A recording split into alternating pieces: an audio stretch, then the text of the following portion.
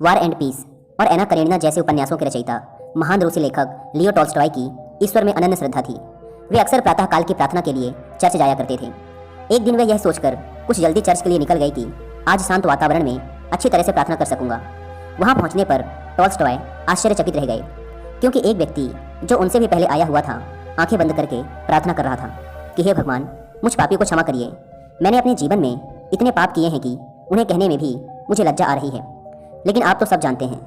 जब टॉल्स्टॉय ने उस व्यक्ति की प्रार्थना सुनी तो वे सोचने लगे कि यह व्यक्ति वास्तव में कितना महान है, जो सच्चे हृदय से परमात्मा के सामने अपने अपराधों को स्वीकार करते हुए उनके लिए पश्चाताप कर रहा है।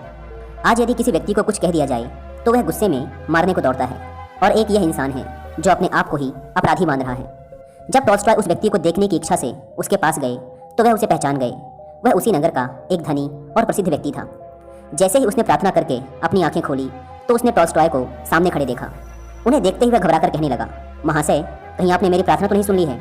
टॉल्स्टॉय ने साहजी उत्तर दिया, जी हाँ, और आपकी ईश्वर निष्ठा और सच्चाई को देखकर मुझे बड़ी प्रसन्नता हो रही है। आज तक मैंने किसी व्यक्ति को इस तरह से अपने अपराधों को स्वीकार करते हुए नहीं देखा था। उनकी बात सुनकर वह व्यक्ति नाराजगी जाहिर करते हुए टॉल्स्टॉय से बोला, वह बातें सिर्फ मेरे और ईश्वर के बीच की थी। मेरी उन्हें किसी अन्य व्यक्ति को सुनाने की इच्छा नहीं थी। अब जब तुमने वे बातें सुन ही ली हैं तो उन्हें किसी दूसरे से बिल्कुल मत कहना, वरना यह तुम्हारे लिए कतई अच्छा नहीं होगा। उसकी बातें सुनकर टॉल्स्टॉय हक्के बक्के रह गए। उन्होंने उस आदमी से कहा, पर अभी अभी तो आप कह रहे थे कि आपने इतने अधिक पाप किए हैं।